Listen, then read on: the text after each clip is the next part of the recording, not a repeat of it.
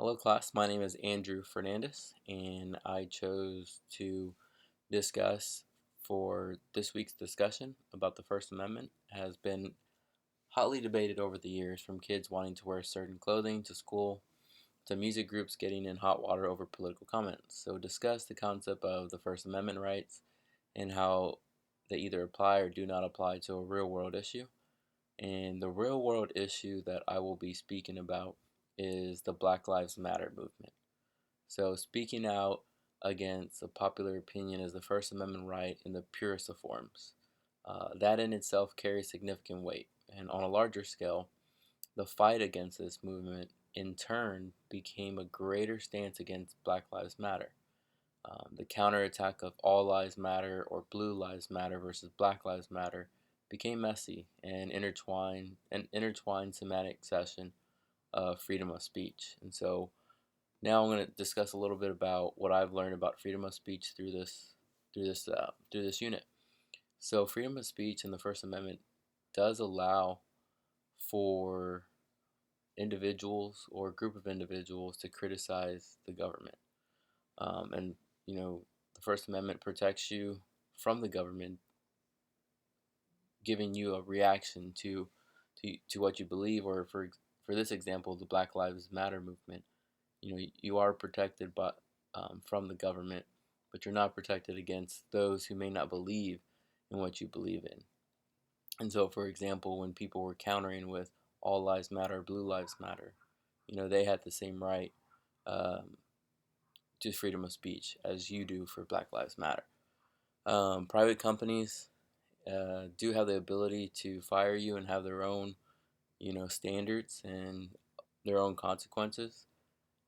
Political speech gets the most protection under the First Amendment.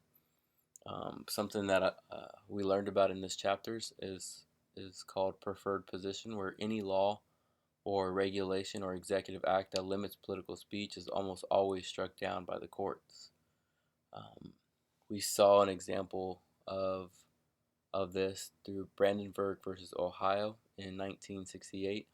So the Constitution guarantees the freedom of speech and freedom of press do not permit a state to forbid or prescribe advocacy of the use of force or of law violation except where such advocacy is directed to inciting or producing imminent action and is likely to produce such action.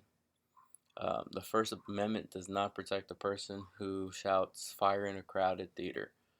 Um, you know, Black Lives Matter was an example of symbolic speech. They followed um, a belief that they had in society of how um, those individuals of colors were not being treated, you know, through or with justice and fairness as other individuals in this country get to experience. So that was the Black Lives Matter is an example of symbolic speech. Something I found very interesting about the First Amendment was hate speech is protected.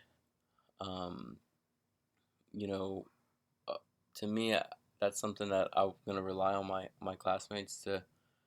I really want to get their opinions on hate speech is protected, being protected by the First Amendment. Um, but then again, it goes back to there are people who may not agree uh, to your hate speech, and that one was kind of tricky for me to understand. Political commercials is protected through the First Amendment. Um, you know, Something that was not protected that we saw through Chaplinsky versus New Hampshire was fighting words are not protected. So if you engage in a conversation where fighting words were said and shared with another individual, that is not protected. So the First Amendment does protect you from government action, but not your employers or private companies, which is something I pointed out earlier. Um, Another good example through this chapter was the State Board of Education versus Pickering, where Pickering wrote a letter about the school board to the local paper of how they were not being financially responsible. And so he ended up getting fired by the school board or by the school district So he, took them to court, and they actually overturned it, and